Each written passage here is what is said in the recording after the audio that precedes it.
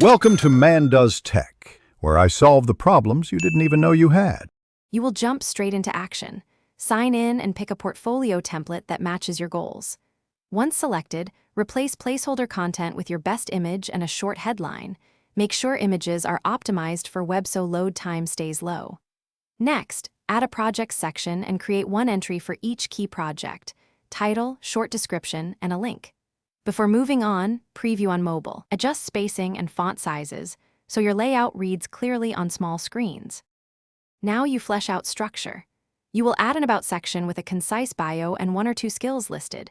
Make each skill scannable. Then build a project's grid using columns and consistent gutters so thumbnails align. Link each thumbnail to a detail anchor or external case study.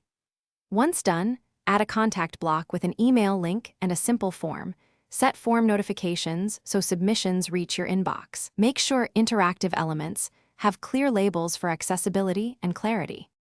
You finish by connecting a custom domain or opting for the CAD subdomain, then configuring site settings like favicon and analytics. After that, populate SEO fields: site title, meta description, and a 1200 by 630 social image, so links preview correctly. Publish and test links, forms, and responsive behavior on desktop and mobile. If something breaks, clear your browser cache, check the DevTools console for errors, and disable recently added scripts or embeds to isolate the issue.